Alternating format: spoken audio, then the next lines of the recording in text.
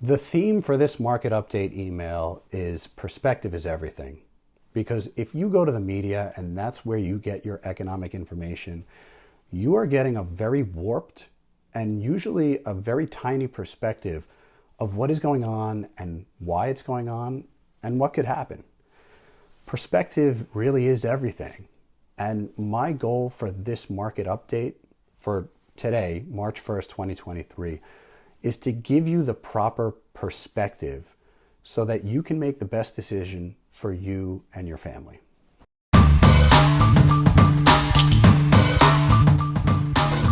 Real estate success without the BS. It's no secret that the media is only interested in getting views and ratings, right? And especially when we're talking about economic information, specifically real estate related, they're usually looking at it on a weekly or maybe a monthly perspective. And the reality is that this industry moves in buying cycles of 7 to 10 years.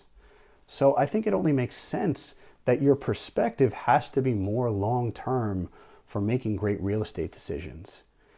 And remember, my job isn't to tell you what to do.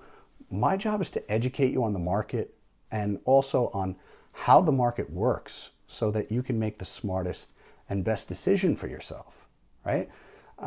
The market update email that went out today is one of my longest ever, but I needed it to be to give you all the info needed to explain where we're at from that long-term perspective.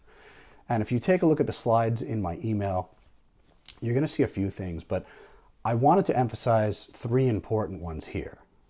And the first is that this market is shifting. I think that's the easiest thing to take away from this data.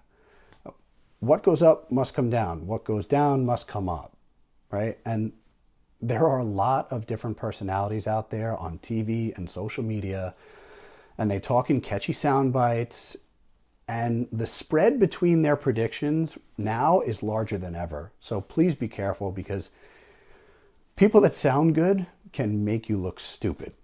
But truths are truths, and there is no getting around them in the long term. And I think a good example of that is the graph that I used to show the long-term annual home price appreciation. And that is compared to the trend line that the Fed and the government wants to see. And that's 4% appreciation year over year for home prices and commodities.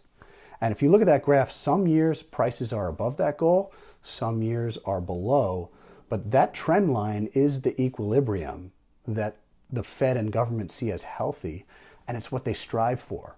And I think you can see that the correlation of trends are moving that way. So it's a great indicator of where things will head in the long term perspective.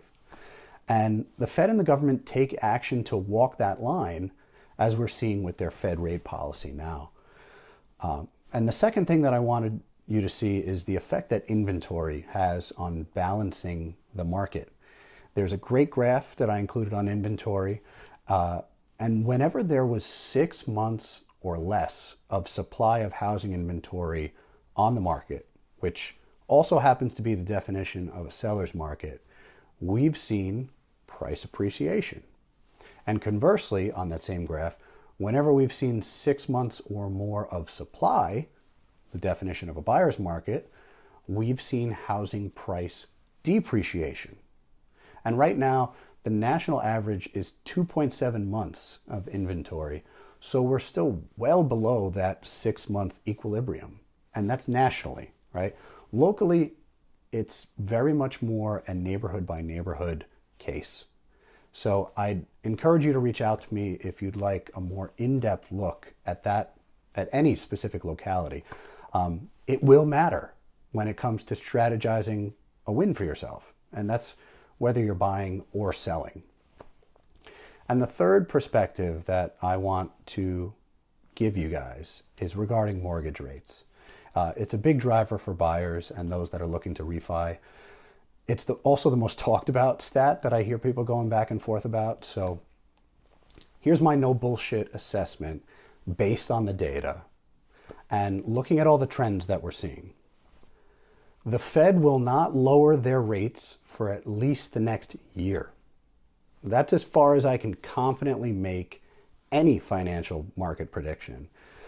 And the reason that I'm so confident in that is because they're fearful.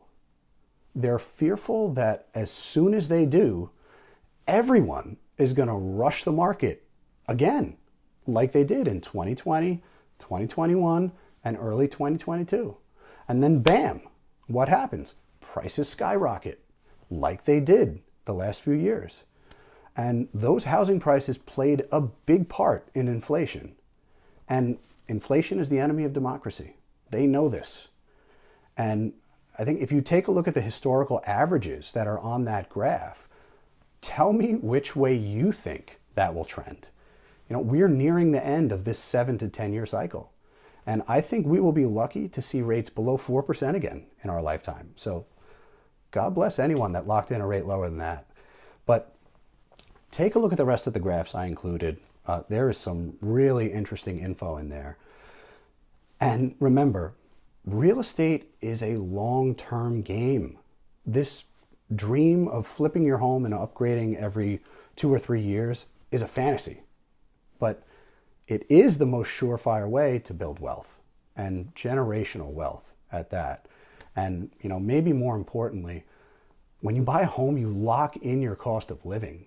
And I want to make that happen for as many people as possible. So if you're thinking of making a move in real estate, please don't be shy to reach out. I'm here to help and give you clarity and get you the absolute best result possible. So enjoy my favorite month. Have a Guinness for me. I'll see you again in 2 weeks for my featured listings email. Sláinte.